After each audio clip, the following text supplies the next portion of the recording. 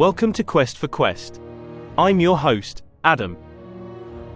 In this series, I review and rate episodes of The Real Adventures of Jonny Quest.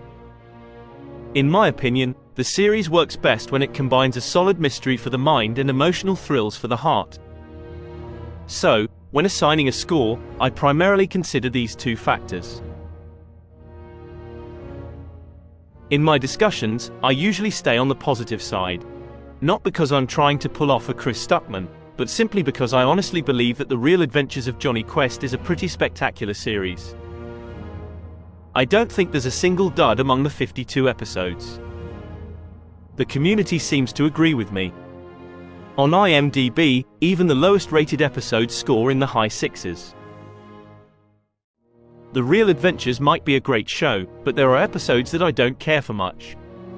For a change, today I would like to review one of those. I chose the 10th episode of the first season, titled Alien in Washington. The plot goes like this. Jonny plays a virtuous cycle game in Quest World. As he is about to advance to the next level, Iris, the computer, announces that some kind of entity is approaching. Jonny then sees several images of Washington, D.C., and a man being enveloped by light. Then, Quest World suffers a system failure. Haji decides to reboot it, only to find that the system is still malfunctioning. Meanwhile, Dr. Quest and Race are looking at a series of unexplained signals from Gamma Centauri that NASA has been analyzing for 3 weeks. The Vice President appears on the screen to ask about their progress. Dr. Quest suggests that the signals are messages that aren't reaching their intended target. Team Quest decides to go to DC for further investigation of the mystery. Meanwhile, in Washington, General Tyler rebuffs the Vice President and Commander Bennett's requests to re-evaluate a space defense program that he is in charge of. While en route, Jonny notices Quest World activating by itself and hears a broken message about difficulties at the Pentagon involving General Tyler. This occurrence gives Dr. Quest an idea. He manages to decipher the signals using Quest World. The messages are warnings to stop deep space defense tests, or military installations and major cities will be destroyed. Quest presents the evidence to General Tyler in a meeting, but Tyler ignores his findings. That night, Jonny encounters interference in Quest World once again. In the Pentagon's control room, holographic images of tanks, submarines, fighter jets, and nuclear missiles being destroyed by advanced alien powers spill out from the monitors. General Tyler still doesn't believe in the threat at a meeting with Team Quest the next day, but another vision suddenly appears, showing the destruction of an aircraft carrier. Tyler considers it a trick, but an aide informs him that the USS Eisenhower was just lost, although miraculously no crew members perished.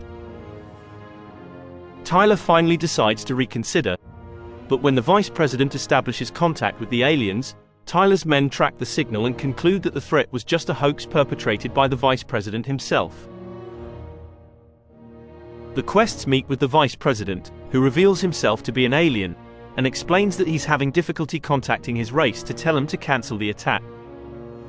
Dr. Quest realizes that Quest World started intercepting the Vice President's messages once they downloaded the transmission from NASA.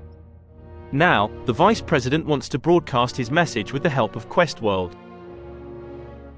They drive to a wooded area where the Vice President logs in.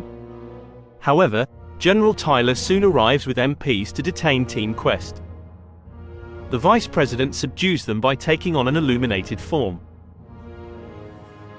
He reassures the Quests that he got through to his people, and then changes into a ball of light to return to his planet. The next day, Bennett announces that the Vice President had a fatal heart attack. Now let's talk about the mystery and overall story. Is it good? Well, Alien in Washington is such a mess that it took me a while to write this summary. Not because there's too much plot, like in Escape to Quest World, but rather because a lot happens without enough plot to sustain the episode. In a nutshell, the US government conducts space experiments. Aliens want them to stop, and eventually, they do. Oh, and the VP is an alien. When you think about it, Alien in Washington is like a sci-fi action movie that ends after the first act, before anything actually happens. Imagine if in Independence Day, which was also released in 1996, Jeff Goldblum deciphered the aliens' transmission and found out their message was, "Stop sending rockets to the moon, or we'll attack you." President Lone Star agreed, so alien ships never came to Earth and didn't blow up the White House. The end. That doesn't sound exciting, does it? There is a mystery here, but one that just isn't interesting. I don't care about the answers if I don't care about the questions. Basically, the whole story revolves around the question of why Quest World keeps crashing. At the halfway point of the episode, the Quests realize that intercepting broken interstellar messages is the reason. And that's the whole mystery. Once they know the meaning behind these messages, which honestly is pretty obvious, they just need to deliver them to General Tyler, who is the addressee, and convince him to stop the project. By this point, the story might still have been salvageable. Unfortunately, the episode drops the ball on Tyler. When reviewing DNA Doomsday, I praised General Axton for being a good manager rather than a walking stereotype of an evil military man. Meanwhile, Tyler is just that, a stereotypical warmonger in uniform. After being presented with clear evidence that an advanced alien civilization wants him to stop space defense tests, he first gets all patriotic and outraged, and then tries to write the whole thing off as a hoax. He's basically that guy in a horror movie who gets himself killed because he won't believe in monsters, despite all the evidence. In Tyler's defense, we never get to know why the aliens are upset about the deep space defense tests. Do they feel threatened? They shouldn't be, given how advanced their civilization is. Are they trying to save us from the inevitable arms race and its deadly consequences? We don't know. As Dr. Quest puts it, they mean us no harm, but they do mean business. Even though the aliens are meant to be seen as the good guys, they come off more like bullies. So I kinda get why General Tyler is acting this way, but I don't like it. It's a failure of writing, if you ask me. Finally, the whole twist with the vice president being an alien is really silly. His role in all of this is just baffling. Firstly, he claims that he is the actual VP. I was elected. I broke none of your laws except for one minor detail. I was born on another planet. Apparently, he is so righteous that he devoted decades to climbing the political ladder and pursuing the vice presidency, just so he could influence the American military in case the generals came up with some kind of space defense system. Then he gets himself caught red-handed like an amateur and leaves Earth. That's a lot of effort to achieve such a minor goal. Why not make him a body snatcher instead? An alien who poses as the vice president because the situation demands it.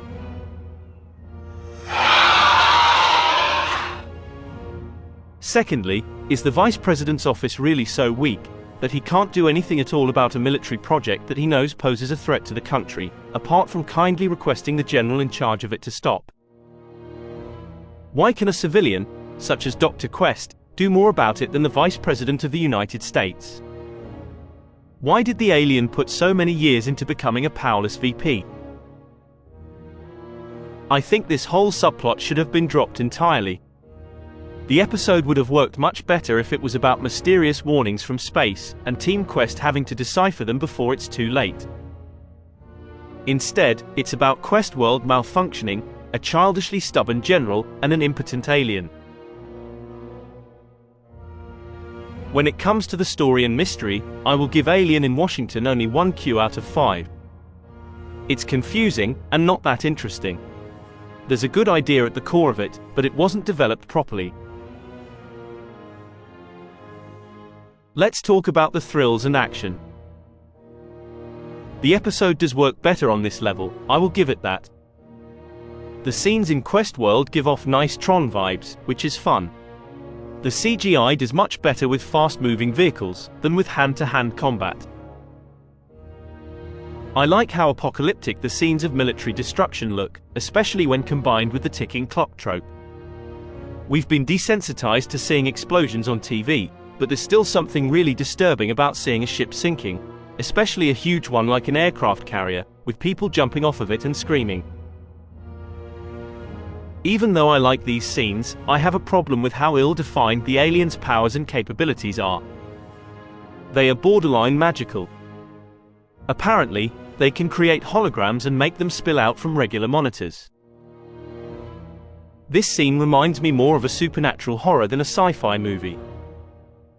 I admit, it's a scary visual, but it would have been just as scary, yet far less confusing, if the show had simply jumped to these scenes of destruction as they were happening, while the characters were witnessing them on monitors.